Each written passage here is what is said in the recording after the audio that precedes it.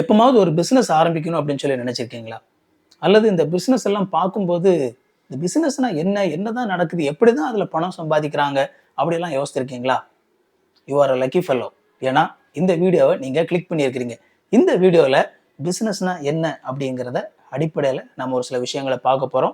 ரொம்ப முக்கியமா ஒரு சக்சஸ்ஃபுல்லான ஒரு பிஸ்னஸ் பண்றதுக்கு அடிப்படையில் என்ன வேணும் அப்படிங்கிறதெல்லாம் சிம்பிளா நம்ம இந்த வீடியோல பார்க்க போறோம். இந்த வீடியோ உங்களுக்கு ரொம்பவே யூஸ்ஃபுல்லா இருக்கும் அப்படின்னு சொல்லி நம்புறேன். வணிக சந்தைக்கு உங்களை வரவேற்கிறேன். இது வரைக்கும் சேனலை சப்ஸ்கிரைப் பண்ணல அப்படின்னா சேனலை சப்ஸ்கிரைப் பண்ணிக்கோங்க.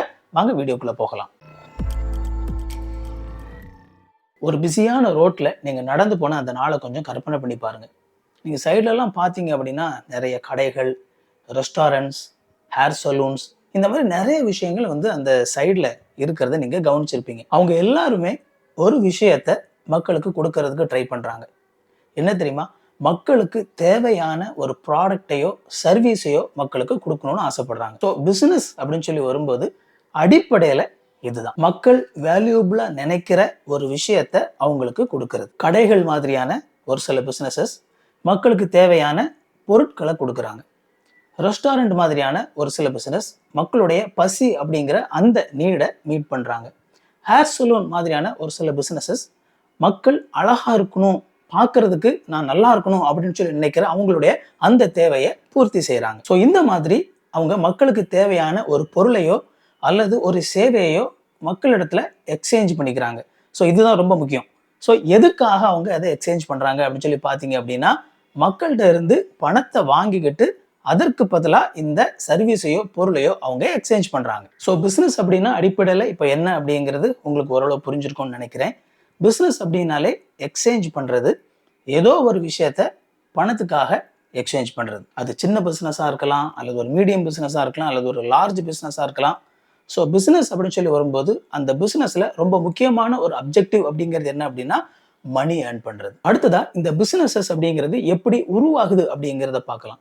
ஸோ நான் முன்னாடியே சொன்னால பிஸ்னஸ் அப்படிங்கிறது ஒரு பொருளையோ அல்லது ஒரு சேவையோ மக்களுக்கு வழங்குறது. ஸோ அந்த அடிப்படையில் நம்ம பார்க்கும் பொழுது ஒரு பிஸ்னஸ் சக்ஸஸ்ஃபுல்லாக இருக்கணும் அப்படின்னா அந்த பிஸ்னஸ் ஸ்டார்ட் பண்ணுறதுக்கு முன்னாடி அது என்ன பொருளை அல்லது என்ன சேவையை மக்களுக்கு கொடுக்க போகிறாங்க அப்படிங்கிறத அவங்க திங்க் பண்ணணும். அதை இன்னொரு விதத்தில் சொல்லணும் அப்படின்னா மக்களுடைய ப்ராப்ளம் அல்லது மக்களுடைய ஒரு நீடை வந்து ஐடென்டிஃபை பண்ணணும். அதை ஐடென்டிஃபை பண்ணதுக்கு அப்புறமா சக்ஸஸ்ஃபுல்லாக எப்படி நான் மக்களுடைய அந்த ப்ராப்ளத்தை, அந்த பிரச்சனையை நான் சால்வ் பண்ண போகிறேன் அல்லது எப்படி மக்களுடைய அந்த நீடை நான் மீட் பண்ண போகிறேன் அப்படிங்கிறத யோசிக்கணும். உங்களுடைய ஒரு பொருளோ அல்லது ஒரு சேவையோ மக்களுடைய ஒரு நீடை அல்லது ஒரு ப்ராப்ளத்தை சரியான விதத்தில் மீட் பண்ணிச்சுன்னா, சால்வ் பண்ணிச்சுன்னா உங்களுடைய பிஸ்னஸ் சக்ஸஸ்ஃபுல்லான ஒரு பிஸ்னஸாக இருக்கும்.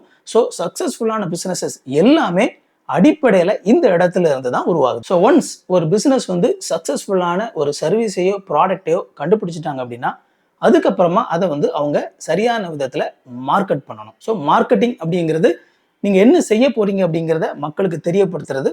அதை பற்றி நம்ம அடுத்த வீடியோவில் ரொம்ப டீட்டெயிலாக பார்க்க போகிறோம். ஸோ அதையும் நீங்கள் மிஸ் பண்ணக்கூடாது அப்படின்னு சொல்லி நினைச்சிங்க அப்படின்னா சேனலை சப்ஸ்கிரைப் பண்ணிக்கோங்க. அடுத்ததாக ரொம்ப முக்கியமான ஒரு கேள்வி, எப்படி பிஸ்னஸில் பணம் சம்பாதிக்கிறாங்க? ரொம்ப சிம்பிளாக சொல்லணும் அப்படின்னா பிஸ்னஸஸ் லாபம் அப்படிங்கிற அந்த விஷயம் மூலமாக பணம் சம்பாதிக்கிறாங்க. ஓகே, லாபம்னா என்ன? நீங்கள் கண்டுபிடிச்ச ஒரு பொருளையோ ஒரு சர்வீஸையோ நீங்கள் அதை உருவாக்குறதுக்கு நீங்கள் செலவு பண்ணுறது ப்ரொடக்ஷன் காஸ்ட்.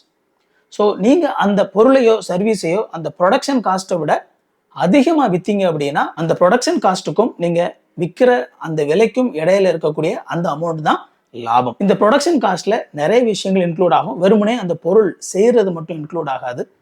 நீங்க வந்து ஒருவேளை அந்த பொருளுடைய ரா மெட்டீரியல்ஸ் வந்து வேற இடத்துல இருந்து நீங்க அந்த இடத்துக்கு கொண்டு வர்றதுக்கு அதுக்கான செலவு அதுல இன்க்ளூட் ஆகும்.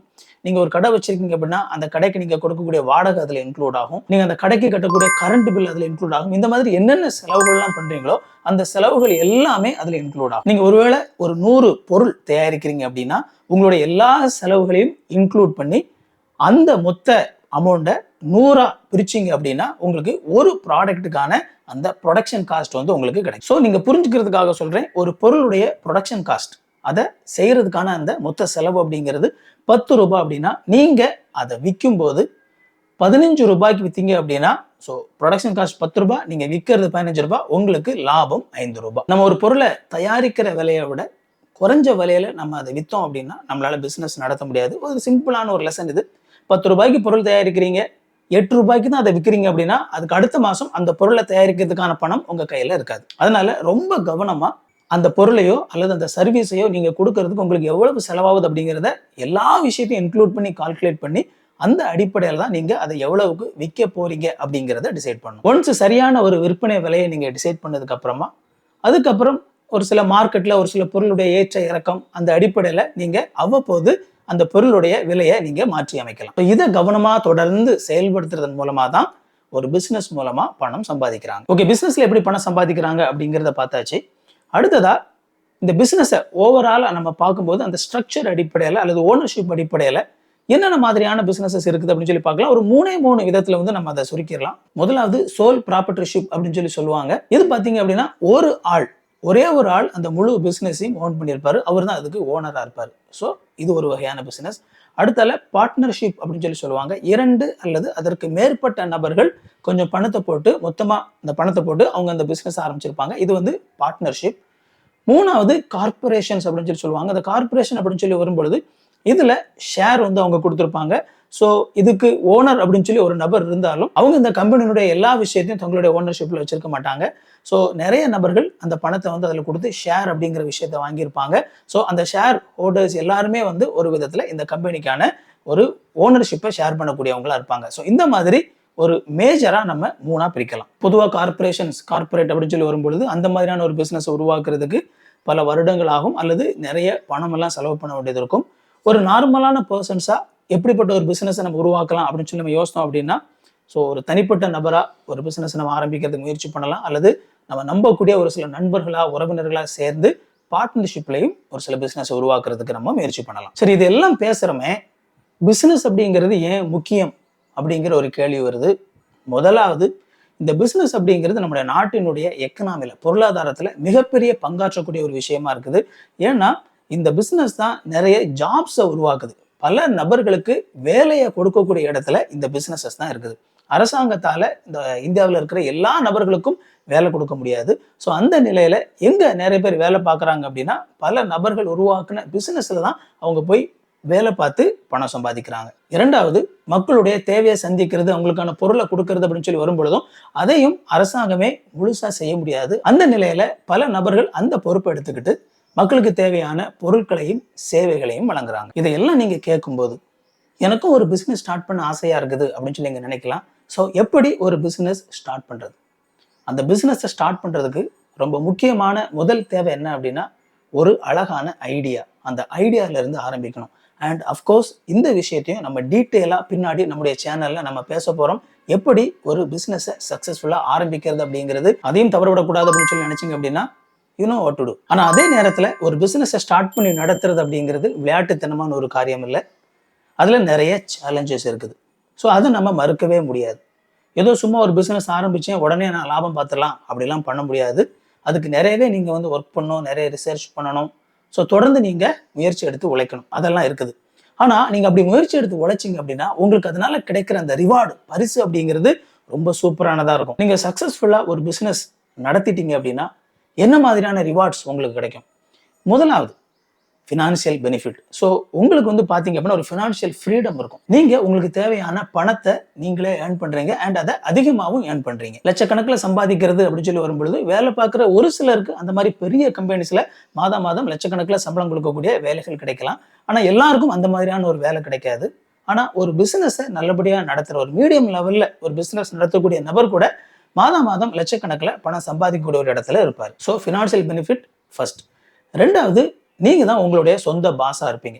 நீங்க ஒருவேளை வேற ஒரு கம்பெனியில் ஒர்க் பண்றீங்க அப்படின்னா திடீர்னு ஒரு நாள் ஒரு லீவ் போடணும் அப்படின்னா நீங்க நினைச்சாப்புல லீவ் போட முடியாது. உங்களுக்கு மேல இருக்கிற மேலதிகாரிகள்கிட்ட பொறுப்பா இருக்கிறவங்ககிட்ட நீங்க சொல்லி தான் அந்த லீவ் எடுக்க முடியும்.